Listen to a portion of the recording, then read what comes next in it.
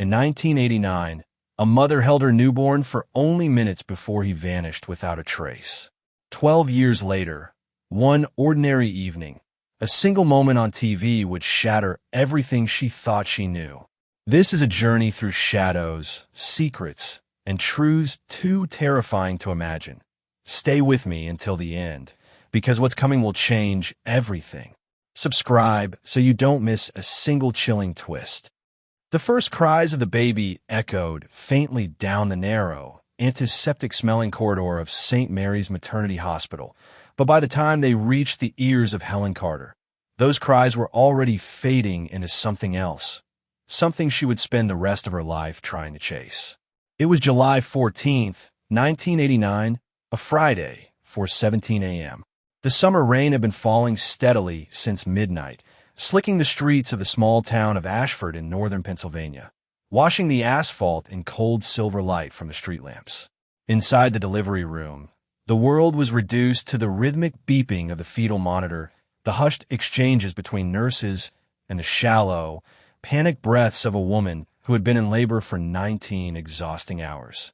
Helen's knuckles were white from gripping the sides of the bed. Her husband, Mark, stood at her side, his face pale, the smell of coffee still clinging to his shirt. When the final push came, Helen barely registered the relief that surged through her body. All she heard was the cry, a thin, startled wail that seemed to crack the air.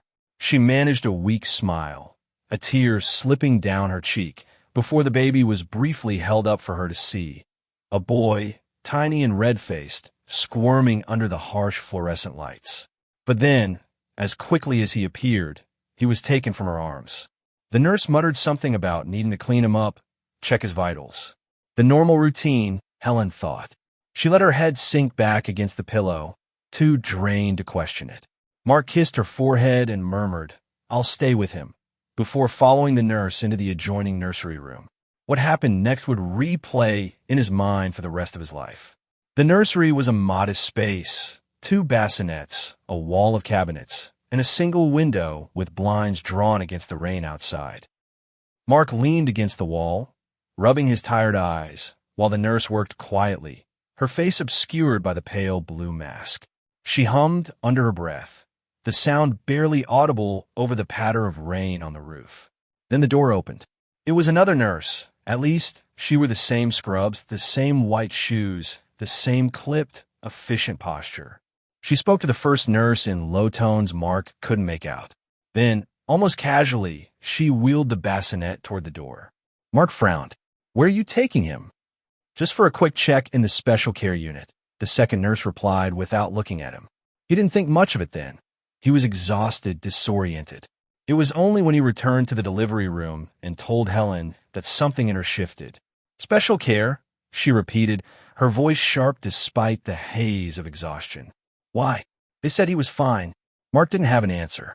When he went back to the nursery, the room was empty. The bassinet was gone. The first nurse was gone.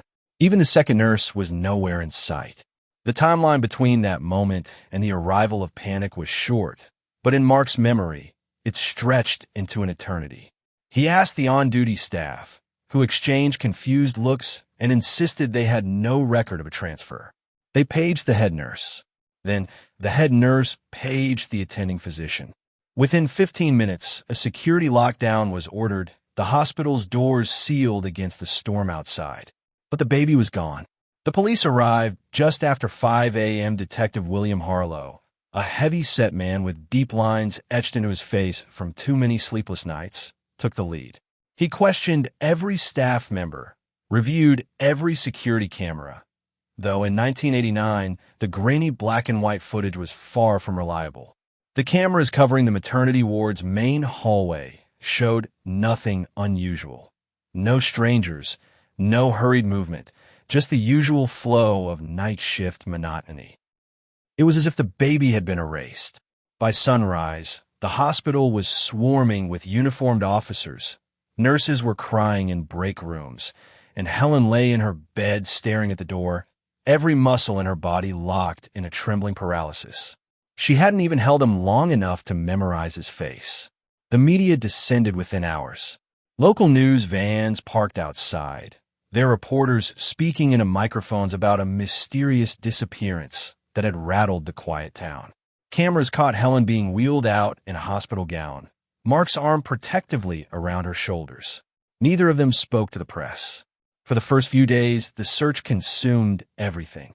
Police canvassed the hospital grounds, combed through every inch of the nearby streets, and interviewed every staff member, patient, and visitor who'd been in the building that night.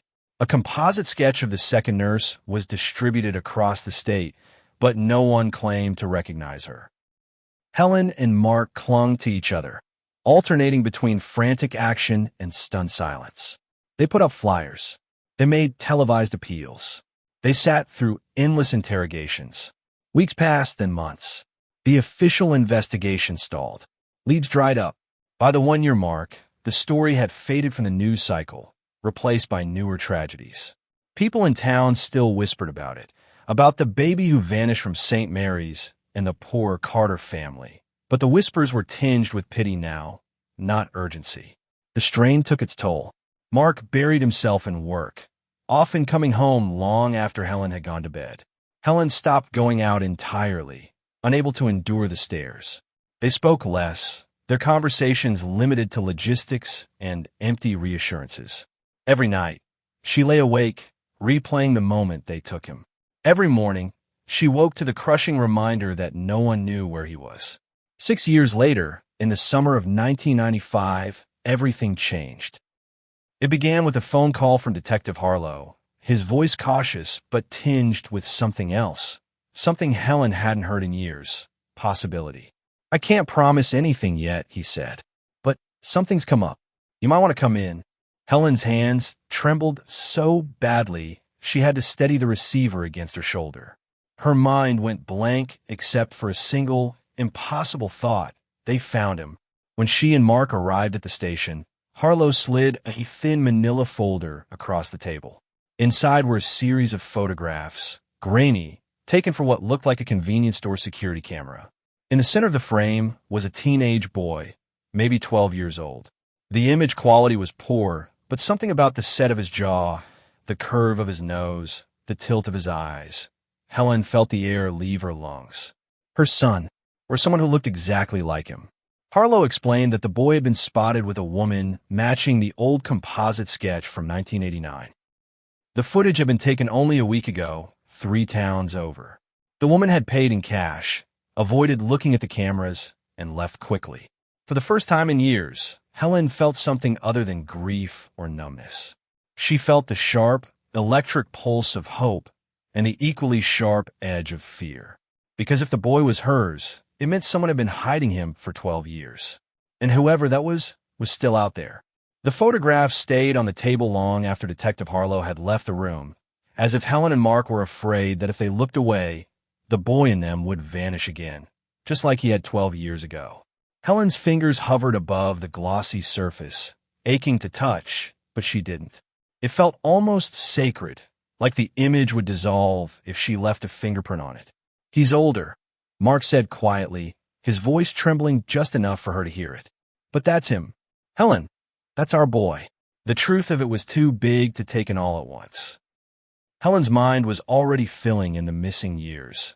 His birthday she hadn't been there for, the first time he'd walked, the first time he'd spoken. Every one of those moments had happened without her. Whoever had taken him had stolen time, and time was something she could never get back. Harlow returned with 2 more folders and placed them carefully on the table. "Here's what we know. The convenience store is on Route 48 in Bramblewood, small town, barely a blip. Security footage is from July 3rd, 9:14 p.m. The boy was with a woman in her late 40s, wearing a red raincoat. Paid for groceries, milk, bread, canned soup, cash only. No credit cards, no ID. They left in an old blue sedan, plate partially obscured by mud." Helen felt her chest tighten. "And you think she's the same woman from the hospital?" Harlow nodded slowly. "I think she could be, but this is delicate. If she suspects we're on to her, she'll disappear again. And we both know she's capable of it." The word disappear landed like a blow. Mark leaned forward, his jaw set. "Then we don't give her the chance." Tell me what we have to do. The plan was fragile, cobbled together from the few scraps of information they had. Undercover surveillance on a convenience store. Quiet inquiries in Bramblewood about a woman matching the description. No press involvement this time.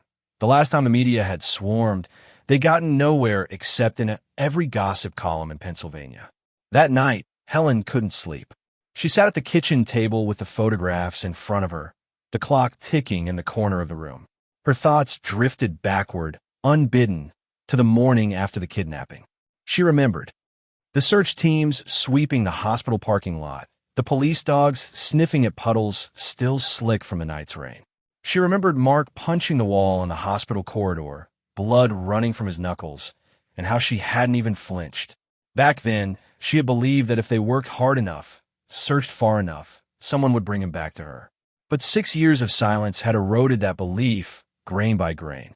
Now, seeing him again, older, taller, alive, rekindled something almost painful. Hope, it turned out, could hurt as much as grief. 3 days later, the first new lead surfaced. It came from a gas station attendant in Bramblewood, a man in his late 20s with a long, nervous drawl. "Yeah, I've seen her," he told Harlow and Helen when they visited. "Comes by every couple weeks. Always late evening. Sometimes with the kid, sometimes without. Never talks much, keeps her head down. Did you ever catch where she was heading?" Harlow asked. The man scratched at his stubbled chin. "South, I think. Toward the old mill road. But there's not much out that way anymore.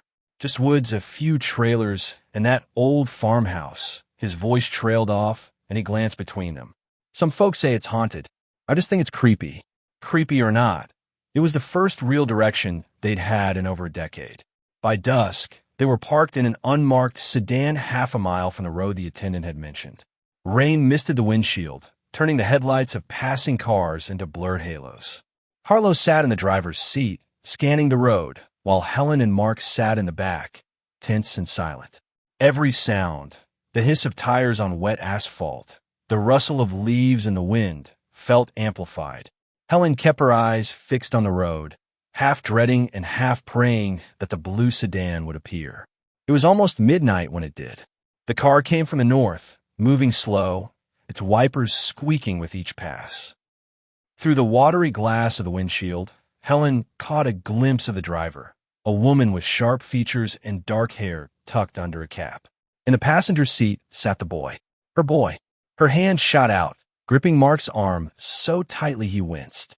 "It's him," she whispered, her voice breaking. "Mark, it's him." Harlow started the engine, pulling onto the road a few car lengths behind them. They kept their distance, the glow of the sedan's taillights bobbing through the rain like beacons. The road narrowed, swallowed by dense trees.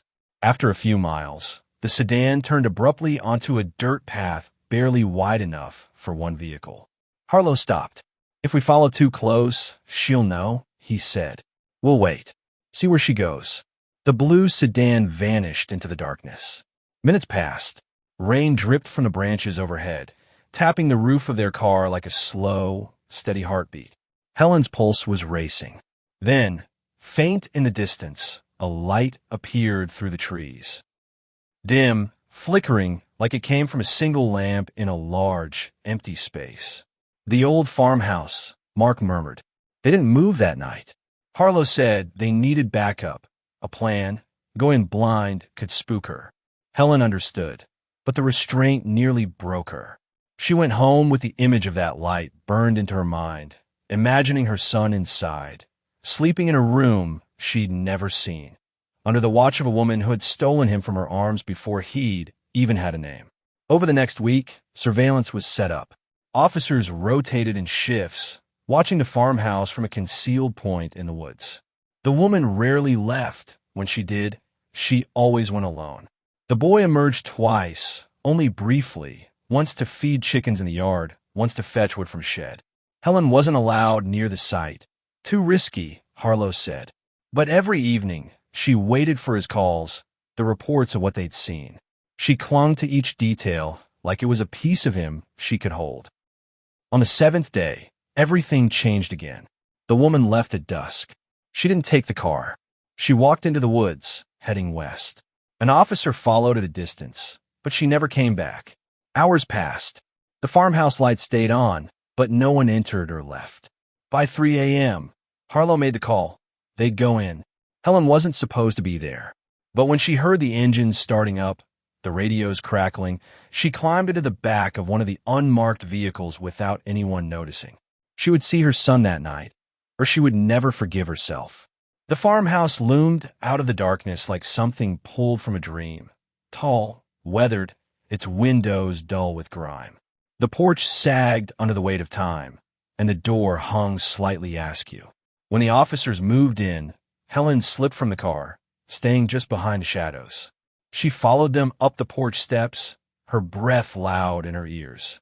Inside, the air smelled of damp wood and something sour.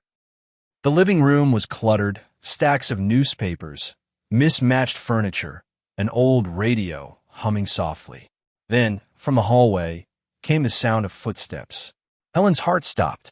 A boy emerged from the shadows, taller than she'd imagined, with a shock of dark hair and eyes that, when they met hers, made the years fall away. She opened her mouth to speak, and then he said something that froze her blood. "Who are you?" Helen stood there, frozen in the half-light of the farmhouse hallway, her lips trembling around words that refused to form. "It's me," she finally whispered, her voice barely more than a breath. "I'm your mother." The boy's brow furrowed. He took a step back, his bare feet silent on the warped wooden floor. "No, my mother's not here." The sentence sliced through her like glass. Behind her, Harlow's voice was low, urgent, telling her to step aside, to let them handle it. But Helen couldn't. She'd waited 12 years for this moment, only to have him look at her like she was a stranger breaking into his home.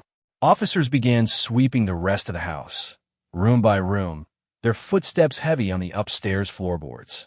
Mark had slipped in by then, his face pale, his eyes locked on the boy. "Danny," Mark said carefully, using the name they'd chosen for him the night he was born, a name the boy couldn't possibly remember. "We've been looking for you since the day you were taken." The boy shook his head. "My name's not Danny." Helen's stomach twisted. What is your name?" He hesitated, as if even that small truth might cost him something. "Eli." "My name's Eli." Before she could say anything else, one of the officers called from upstairs. "Detective, better come see this." Harlow went up, his boots thudding on the steps, while Helen and Mark stayed rooted to the spot, afraid that if they moved, the boy might vanish again. Minutes later, Harlow returned, his expression carved from stone. "Upstairs," he said to Mark quietly.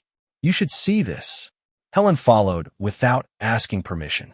The second floor was a warren of narrow hallways and low ceilings.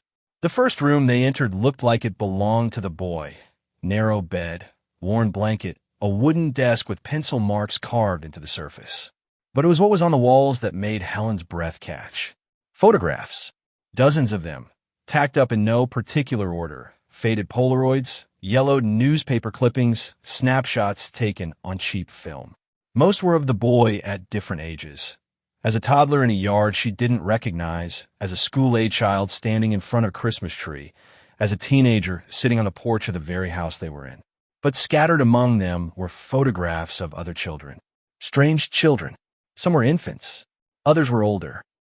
In many of the pictures, the children were smiling, holding toys, sometimes sitting beside the woman in the red raincoat. Helen's skin prickled. "Are these?" she began. "We don't know yet," Harlow said, his voice grim.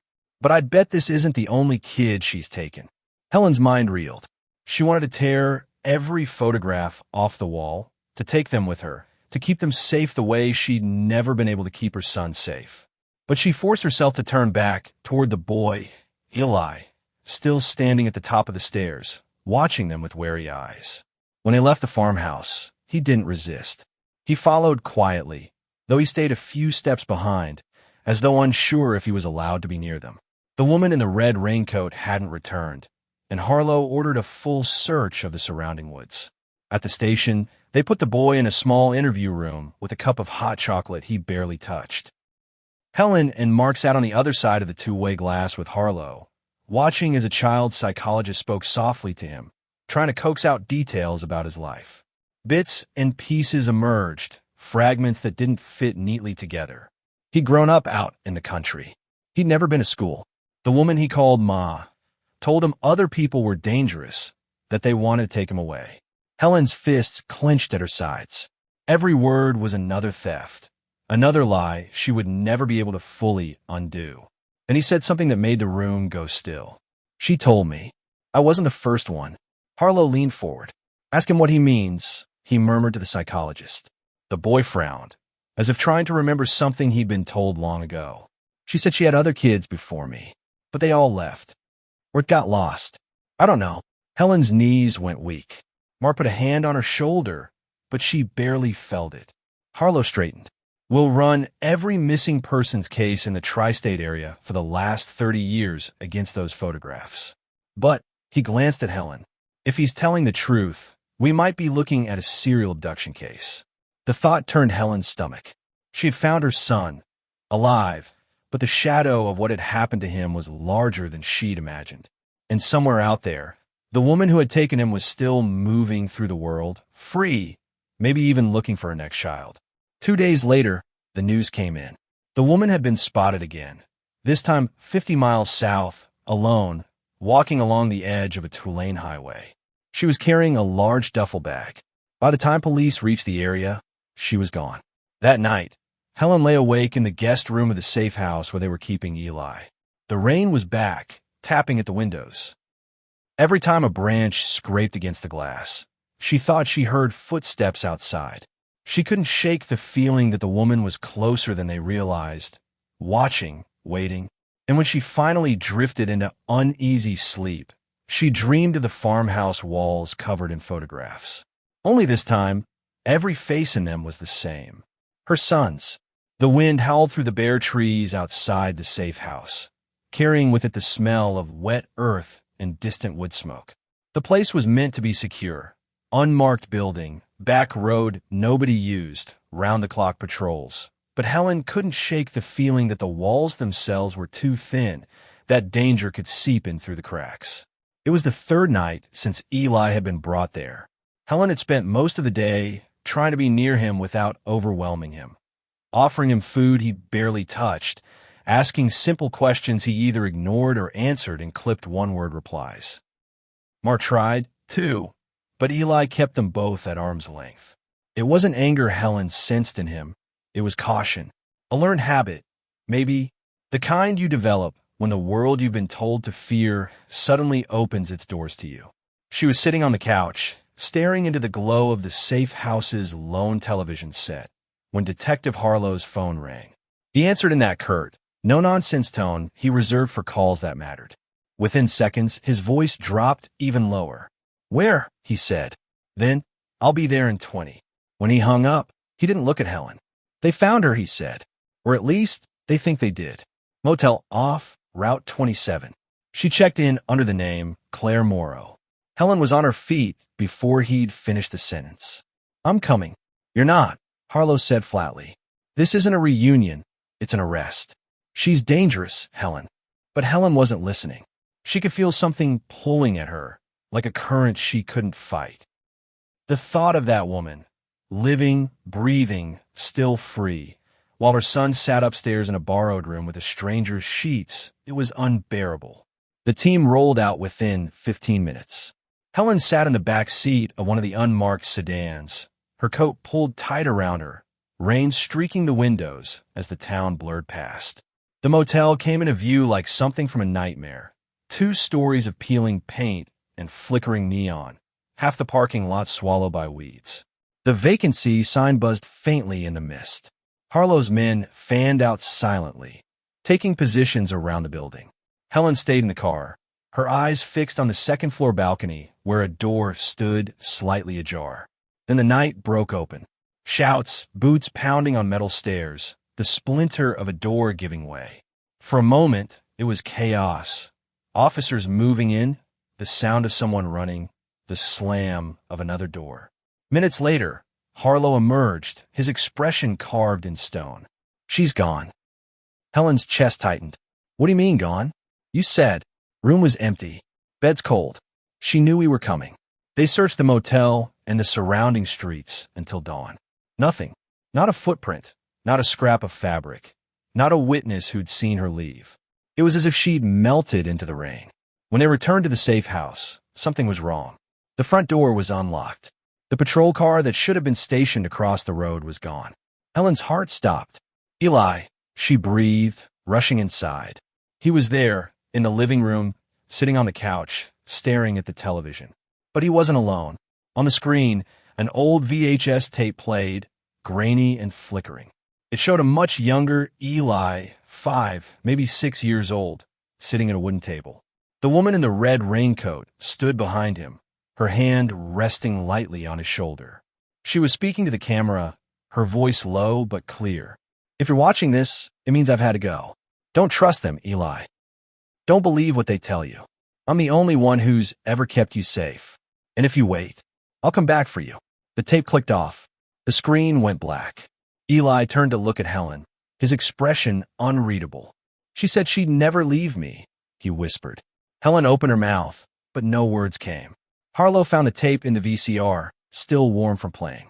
There was no sign of forced entry, no sign anyone had been inside other than Eli. But Helen knew, deep in her bones, that the woman had been there. And she hadn't come for Eli. Not yet. She'd come to let them know she could. That night, the safe house felt smaller. The rain outside seemed to press against the windows, and every shadow in the corners felt like it might shift if she stared too long. Helen barely slept, and when she did, she dreamed of the farmhouse again. Only this time, the photographs on the walls weren't just of children. Some of them were of her. The following morning broke under a bruised, heavy sky, the kind of gray that seemed to press down on the earth itself. Helen woke to the sound of quiet voices in the kitchen. Mark's low, urgent tone and Harlow's clipped, controlled responses. She rose without bothering to change out of the clothes she'd slept in and stepped into the room. Both men stopped talking when they saw her. "What is it?" she asked. Harlow sighed, rubbing the bridge of his nose. "We pulled the motel's security footage from last night." She was there, Helen. Checked in at 9:42 p.m., walked straight to the room. Stayed less than 20 minutes. Then she walked out the back door, through the service alley, and got into a van. Plates were stolen. Ben hasn't been seen since. Helen leaned against the counter, her hands cold despite the coffee mug she gripped. "She left because she knew you were coming." Harlow's gaze hardened. "She's watching us. Maybe watching you." The thought dug deep, a splinter she couldn't shake. They kept Eli close that day. The safe house was reinforced. Extra patrols, cameras repositioned, but the air inside was still electric with unease. Eli sat at the kitchen table, slowly peeling the label from a bottle of water, his eyes fixed somewhere far away. Helen decided to try again, gently. "Do you remember the place we found you? The farmhouse?" He shrugged. "I lived there as long as I can remember." "What about before that?" Another shrug. "She said we moved around a lot, that people were after us." Helen kept her voice steady. "Did she ever tell you why she took you?" For a moment, something flickered in his eyes. A quick, almost frightened glance toward the window. "She said you didn't want me." The words slammed into her chest. "That's not true. That will never be true." He didn't answer. He went back to peeling the label, his small fingers working silently. By late afternoon, Harlow called them into the living room. He'd been in touch with analysts reviewing the photographs from the farmhouse. "We've identified 3 of the kids," he said, laying out printouts on the coffee table. "All missing persons cases. 2 from Pennsylvania, 1 from Ohio. Dates range from 1978 to 1985. Helen studied the faces, smiling school portraits, the kinds of pictures taken before the world falls apart. "What happened to them?" she asked. "We don't know," Harlow admitted. "None were ever found. Until now, we didn't even have proof they were alive after they went missing. This woman, she's been doing this for decades." The clock on the wall ticked steadily, filling the silence that followed. Then the phone rang. It wasn't the landline the police used. It was Helen's personal number, one she hadn't used in weeks. She answered without thinking. "Hello." The voice on the other end was unmistakable, low, calm, almost warm. "You're doing a good job keeping him safe," the woman said. "For now." Helen's grip on the receiver tightened. "Where are you?" A soft laugh. Closer than you think. What do you want from us? I want you to understand. He's not yours anymore. You gave him away the second you let them take him from that room. I kept him. I fed him. I taught him. You want to call me a kidnapper? Fine. But ask yourself, what's he going to think when he has to choose? Helen's throat was raw. He's my son, and I will never let you touch him again. Then I'll make you a deal, the woman said, her tone light, almost conversational. You want him? Prove you can keep him. I'll send you something tonight. Follow it, and maybe you'll understand what you're really up against. The line went dead. Harlow traced the call immediately, but it was routed through a prepaid cell that pinged off 3 different towers in under a minute. She was playing with them. That night, a plain envelope was slid under the front door of the safe house sometime between 11 p.m. and 1 a.m. No one saw who delivered it. Inside was a single Polaroid photograph. It showed a little girl, no more than 7, sitting on the same porch where they'd found Eli. Her hair was tangled, her clothes too big for her, but her eyes were sharp, wary. On the back, in neat block letters, were 4 words, "She needs you too." Helen stared at the picture for a long time. The porch boards under the girl's feet were the same warped planks she'd stepped on herself, which meant the photograph wasn't old. She looked at Harlow. That girl is still there. He didn't hesitate. Then tomorrow we go back. But Helen couldn't wait until tomorrow. Not now that she knew. Not now that she'd seen those eyes. That night, while the safe house slept, she sat awake in the dark, listening to the rain against the glass, feeling that same pull that had led her to follow Harlow to the motel. And in the silence between the drops, she thought she heard something faint just beyond the wall. A woman's voice calling softly. The months following that January confession from Detective Caldwell dragged on with an unbearable heaviness, as if every day was suspended in a fog where reality itself was unreliable.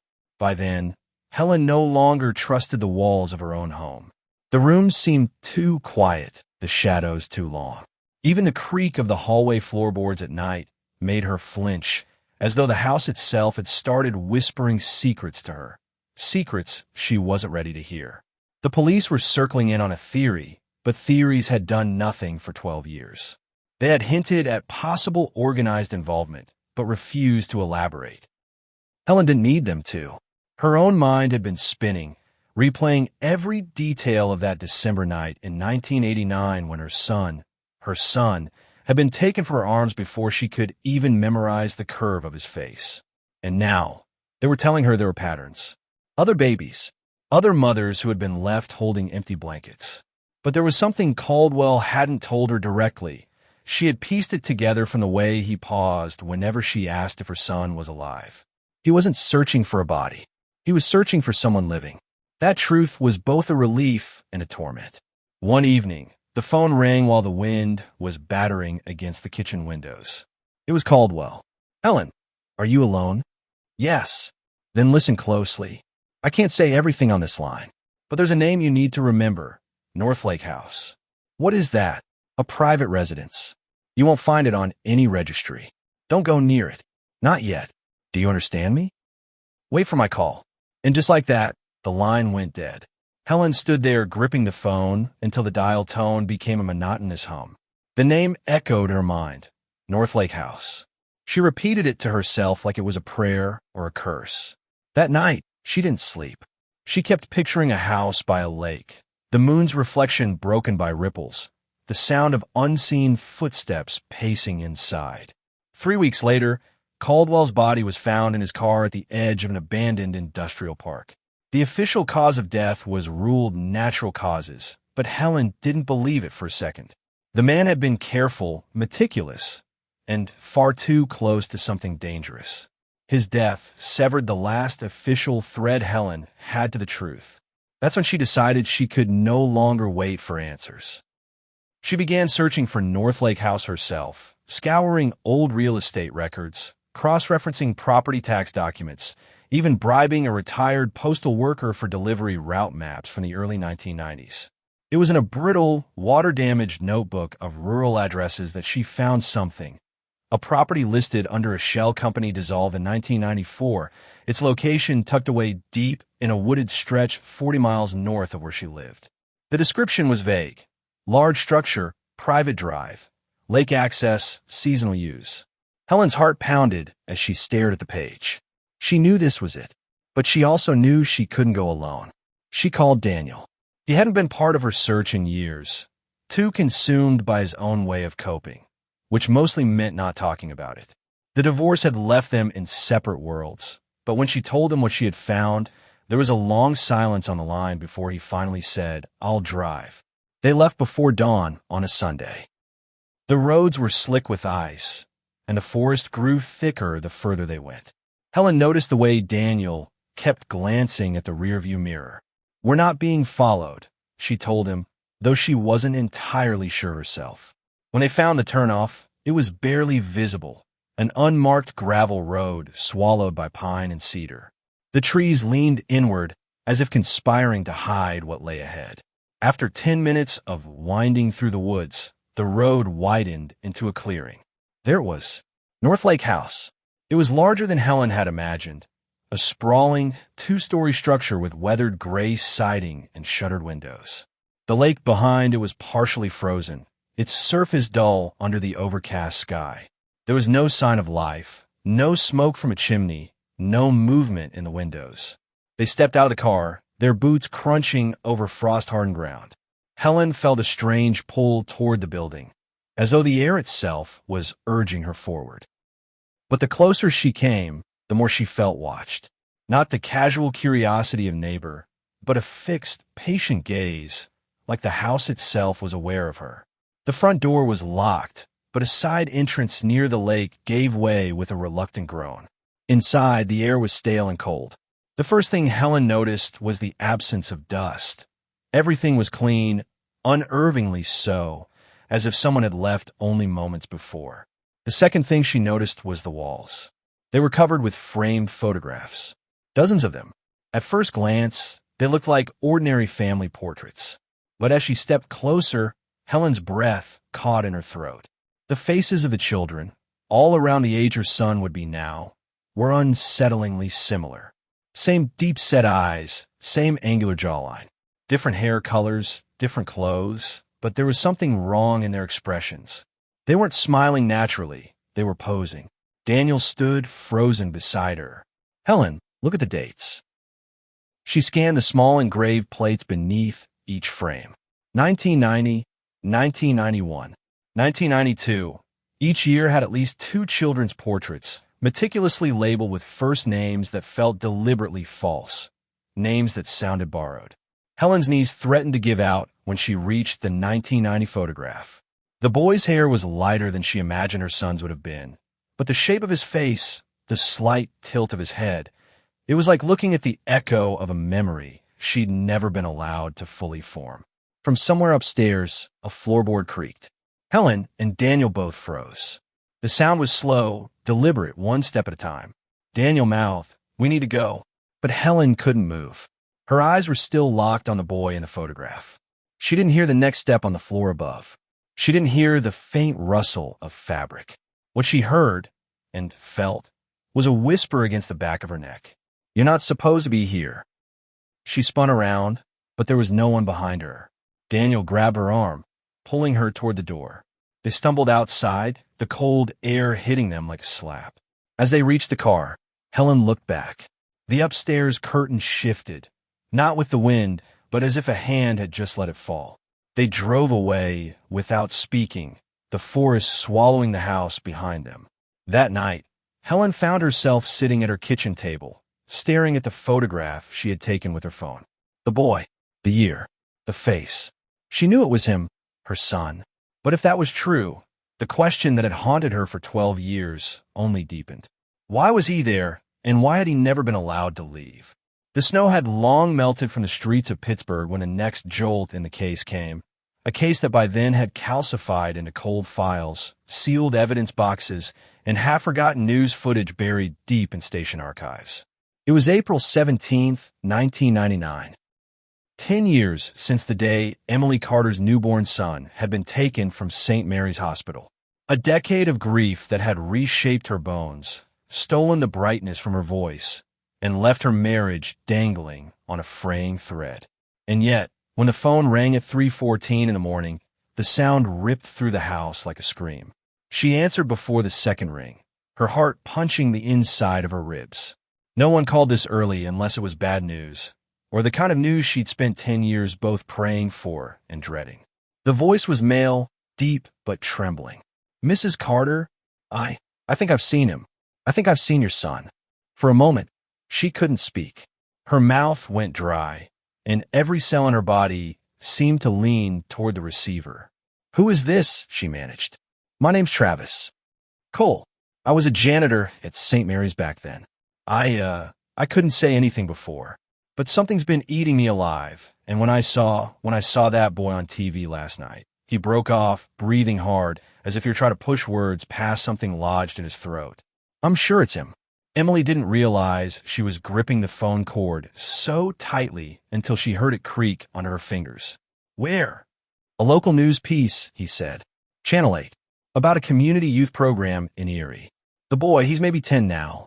Dark hair, same jawline you had in those old photos. And his eyes. Mrs. Carter, they're your husband's eyes." Emily's head swam. She'd long since trained herself not to imagine her son's face at any given age. Doing so had been like cutting open a wound over and over. But now, unbidden, a clear image pushed in her mind.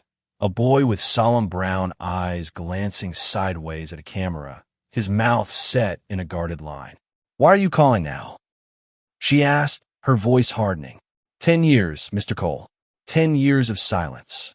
There was a pause, and then he said, low, "Because the person who took him, I think I know who it was, and they're still around." Her hands began to tremble uncontrollably, and she had to grip the counter to stay upright. "Who?" He hesitated again. "I can't say on the phone. Please meet me tonight. I'll explain everything, but you have to be careful.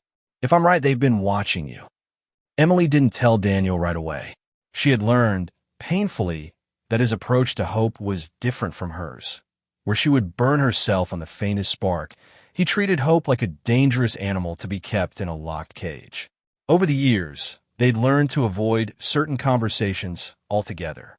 But as the morning light came in pale through the blinds, she sat across from him at the kitchen table and watched him stir his coffee without drinking it. "Someone called," she said. He looked up slowly, his expression unreadable. "About him?" "Yes.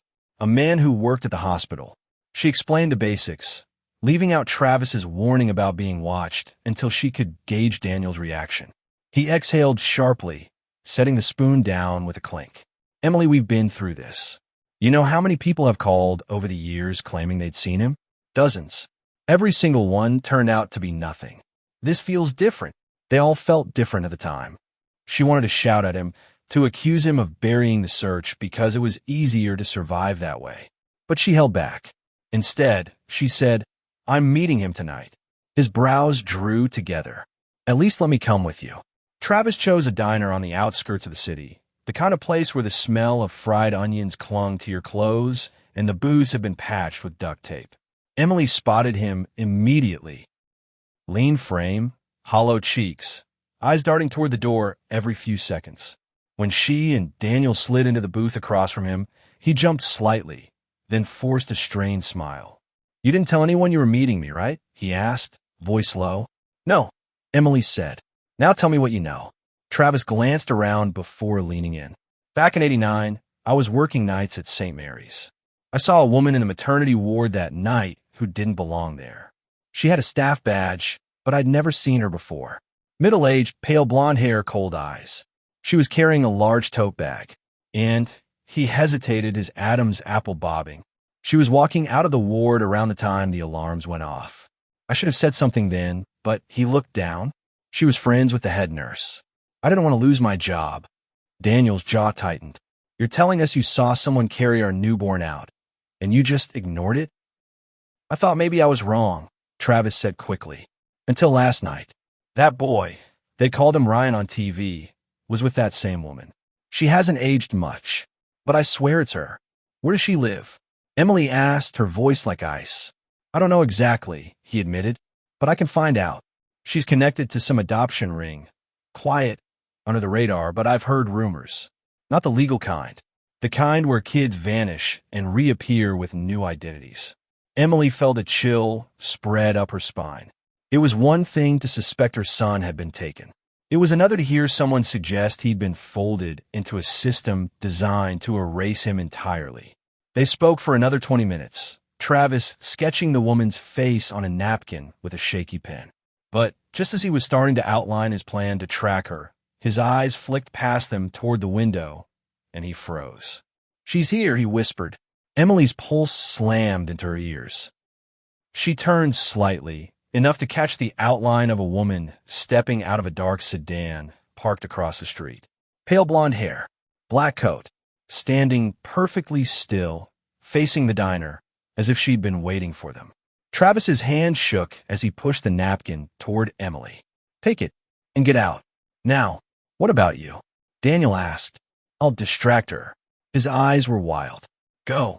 They left through the back, the cold air cutting into their lungs as they hurried to their car. Emily glanced once over her shoulder and thought she saw the woman step into the diner's entrance, her gaze sharp and deliberate.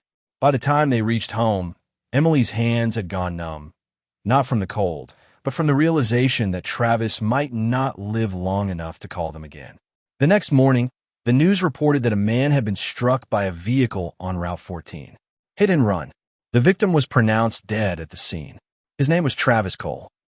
Emily sat on the edge of the bed, the napkin in her lap. The sketch stared back at her, its pencil lines crude but unmistakable. The face of the woman from across the street. And under it, in hurried handwriting, 2 words, "She knows." And for the first time in years, Emily realized she was no longer just searching for her son. She was being hunted. The rain had returned to Maple Hollow that night, a slow, steady drizzle that glossed the empty streets and blurred the streetlights into trembling halos. Claire sat in the dim living room, her eyes fixed on the muted television. The images flickered across the screen without meaning. News anchors, advertisements, a weather map she barely registered. Her mind was elsewhere, circling endlessly around the revelation from the private investigator, the same one who had called 6 nights ago with the 3 words that had shattered the stillness of her life once again. "We found something." The air in the room felt heavy, almost viscous, as though every breath had to be pulled in through syrup. The radiator hissed faintly in the corner, the sound like an angry whisper in an otherwise silent house. For 12 years, she had lived with an ache that never softened, a wound that had healed only on the surface, hiding the rot beneath. And now, without warning, the wound had been split wide open. The investigator's words echoed in her head, about the small town outside Buffalo, the photograph taken at a county fair, the face of a young boy in the background who bore an almost perfect resemblance to her late husband when he was the same age. The boy's posture, the curve of his jaw, even the way his hair fell into his eyes. It was like looking into a photograph she had taken years ago. She'd wanted to dismiss it as coincidence, as the human mind's tendency to see familiar shapes in strangers, but she couldn't. She had felt something shift inside her when she saw the image, as if her instincts had awakened from a 12-year coma. The investigator's tone had been cautious, measured. "Claire, I don't want to promise you anything I can't deliver," he had said. "But the boy's name, the school records I've pulled, there are things here that don't add up." She hadn't told anyone yet, not even David's parents, not even her own sister, because part of her was afraid the entire fragile thread would unravel if she spoke it aloud. And yet, she couldn't contain the restless energy that had been growing in her since that call. She had already booked a bus ticket to Buffalo for the following night. She couldn't afford the flight. She barely had the money for the bus. But none of that mattered. The rain outside deepened, drumming harder against the glass. She thought of that first night again, August 17th, 1989, when the sterile white walls of the hospital had felt like a safe cocoon until the moment they weren't. She could remember the fluorescent lights flickering above her, the smell of antiseptic, the sudden scream of her own voice when she realized the bassinet in the corner was empty. And she could remember, most of all, the strange silence in the minutes before the chaos, the way the hallway had been empty, the way her nurse had been gone longer than seemed normal. Now, all these years later, the smallest details still looped in her mind. The way the maternity ward window latch had been found open, though the screen was intact. The fact that no one had seen anyone leave, though a hospital security guard swore he'd heard a baby crying near the parking lot. The police had told her that in kidnappings, the first 24 hours were everything. After that, the odds dropped like a stone. But Claire had never been able to let go of the idea that somewhere her baby was still alive. She rose from the couch and crossed to the desk where the photograph lay. It was grainy, printed from a blown-up screenshot of a news segment about the county fair. The reporter in the foreground was interviewing a local farmer about livestock competitions. But there, in the blurred crowd behind them, was the boy. His face was turned slightly toward the camera, almost in profile. And yet, she could see him. Her son. The investigator had given her another name. Matthew Rostar. Age 12. Enrolled in Fairview Middle School. No birth certificate on file until the age of 3, when he appeared in state records as the adopted child of Linda and Carl Ross. According to the investigator, the adoption paperwork was unusual, missing key documents, and originating from an agency that had since gone bankrupt after several accusations of black market adoptions in the late 80s and early 90s. Claire traced her finger lightly over the photograph. Matthew, she whispered, tasting the name like something foreign on her tongue. But in her heart, she thought, no, you're Michael. You're my Michael, The next night, she boarded the bus. The journey stretched long into the darkness, the landscape flashing by in brief glimpses between the streaked windows, fields, gas stations, ghostly clusters of trees that loomed and vanished. She didn't sleep. She didn't dare. Her mind kept replaying what she would say, what she would do if she saw him. What if he didn't recognize her? What if he had no memory at all? And worse, what if he did, and had been told she had abandoned him? By the time she arrived in Buffalo, a weak sun was pushing through a wall of clouds.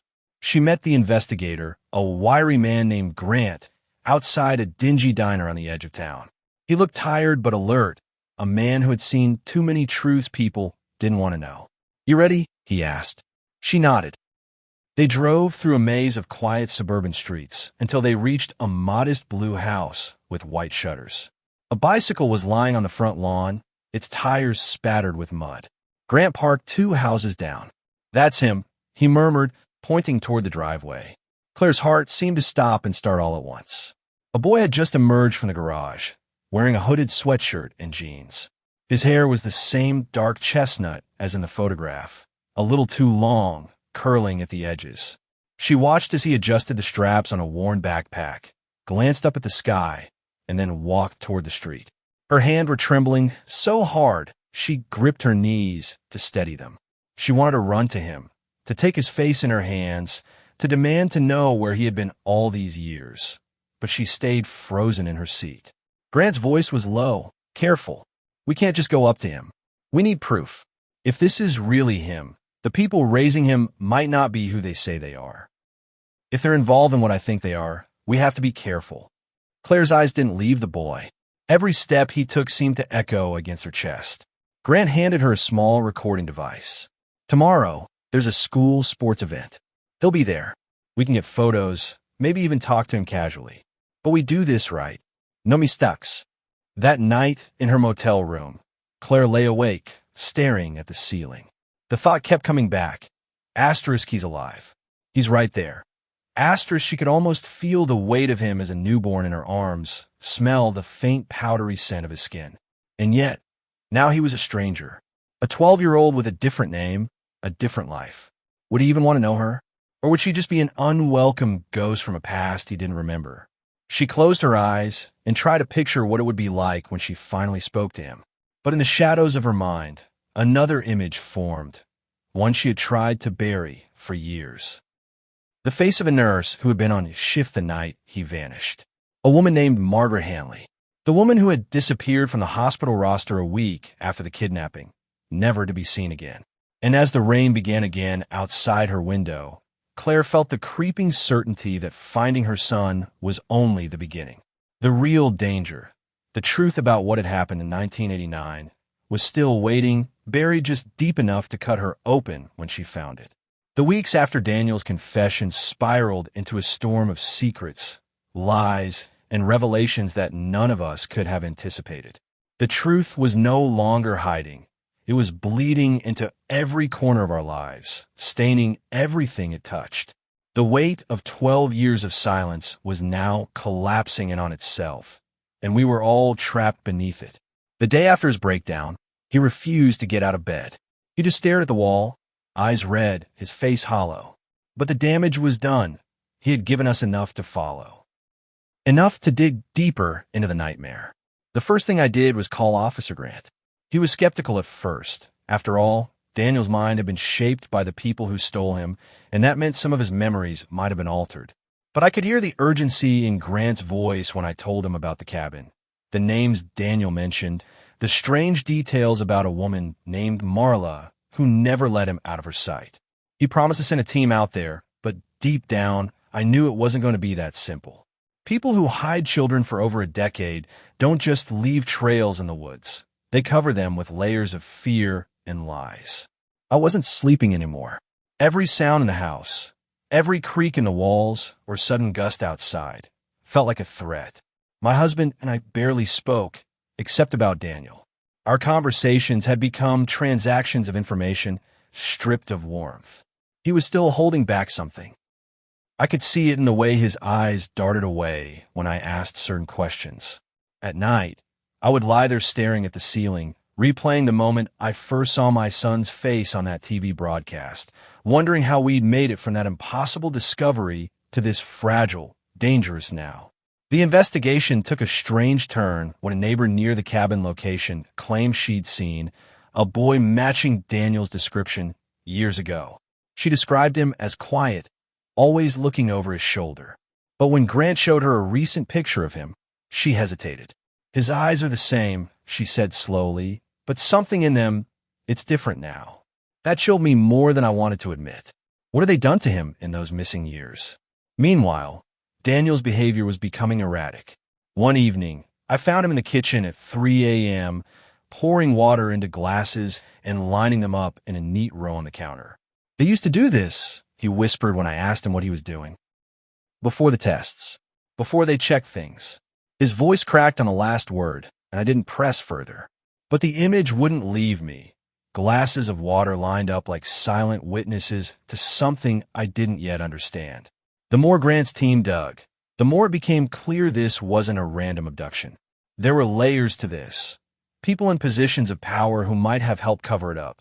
Money moving through accounts that had no clear owner, and a disturbing pattern of other disappearances in nearby towns around the same time Daniel went missing.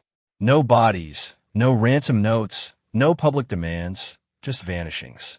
The same quiet way my baby had been taken. Then came the first real break. A hidden compartment in the cabin's floor revealed a stack of old photographs. Most were of Daniel, but younger, ages 3 to 7. In every single one, he was standing in the same spot, against the same faded floral wallpaper, holding a different object in his hands. A toy, a book, a piece of fruit. His expression never changed, blank, almost as if he'd been told not to smile. And in the corner of one photo, barely visible, was a reflection in a dusty mirror, a man's face, half turned away. My stomach turned when Grant told me they believed that man was still alive, possibly still operating somewhere close. Daniel's reaction to the photos was complicated. At first, he denied ever having seen them. Then, an hour later, he admitted he remembered the toy car from one picture. "It wasn't mine," he said. "They gave it to me for the photo. Then they took it back." He looked at me then, his eyes sharp and strange. "They never let me keep anything." It was during one of these fragile conversations that he let something else slip, something about the room under the room. I froze. "What room, Daniel?" I asked carefully. He wouldn't say more, just got up and left the kitchen. That night, I couldn't stop imagining a hidden basement beneath the cabin, a place where children were kept away from any sliver of daylight. The thought made my skin crawl. Grant wanted to act quickly, but he warned us. If these people knew we were closing in, they might vanish again, taking anyone who could talk with them. That meant Daniel was in danger. We moved him to a safe location without telling him exactly why. He didn't fight it, but there was something in his silence that worried me, like he knew more than we thought and maybe wasn't telling us for our own good or for someone else's. 2 weeks later, surveillance teams caught sight of a woman matching Marla's description near an abandoned farmhouse not far from the cabin. When they moved in, the place was empty. No trace of her, no trace of anyone. But in the attic, they found something worse than silence. Small, child-sized shoes arranged in perfect rows. Each pair neatly tied, untouched by dust. And in the farthest corner, a blanket with a faded cartoon print I recognized instantly. It was the one Daniel had been wrapped in the day he was born. My knees buckled when I saw it. Grant's face was pale when he told me. "This isn't over," he said, "and I think they know we're looking." That night, the phone rang at 2:17 a.m. I answered without thinking. On the other end, a woman's voice I didn't recognize whispered my name. Just once. Then the line went dead. By morning, I knew one thing with absolute certainty. Whoever took Daniel wasn't finished with us. The night was colder than usual, the kind of chill that seemed to seep into the bones, gnawing at nerves already frayed beyond repair.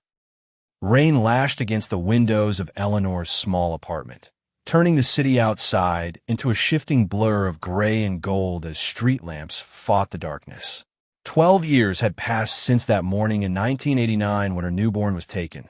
12 years of sleepless nights, of unanswered questions, of hope slowly warping into something darker and heavier. And yet, here she was, her heart pounding like it had in the first hours after the abduction, because she finally knew the truth, or at least enough of it to understand the enormity of what had been done to her. She had found him, not through the police, not through the endless televised pleas, not through the thousands of flyers that had once papered every surface in her city, but through the screen of her old television set, an unassuming talk show segment that had played on a Sunday afternoon 6 months ago. A boy in the background, maybe 16, tall but still carrying a trace of softness in his features, had turned toward the camera for just a second. And in that second, Eleanor's world had ruptured. Her eyes, stared back at her. She had spent the last half year unraveling the truth piece by piece, uncovering layers of lies and deceit that made her skin crawl. The boy, whose legal name was Christopher Harris, lived 2 states away, in a modest suburban home with a couple who had presented themselves as respectable, loving parents. But the closer she got, the more she realized the depth of their deception. He hadn't been adopted through any legal channel.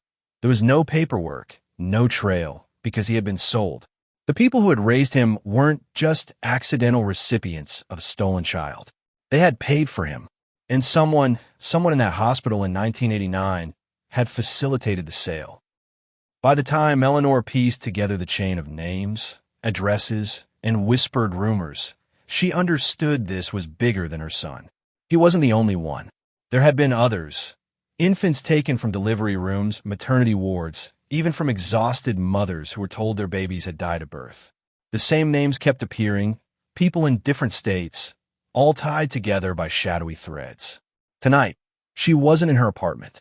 She was parked 2 blocks away from the Harris home, her car, engine idling low as rain streaked across the windshield.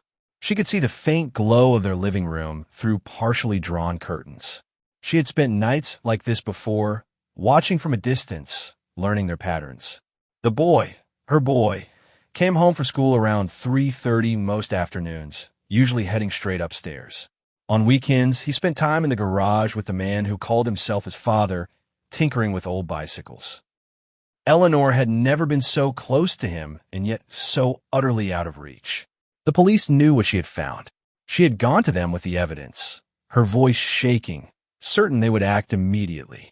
But the investigation had stalled under the weight of bureaucracy and the careful manipulations of lawyers. "We need more concrete proof," they told her. "It's not enough to just see a resemblance." She knew it was him. Every fiber of her being screamed it. But in the eyes of the law, emotion meant nothing. The waiting was killing her. Weeks turned into months, and she began to sense that someone was watching her as well.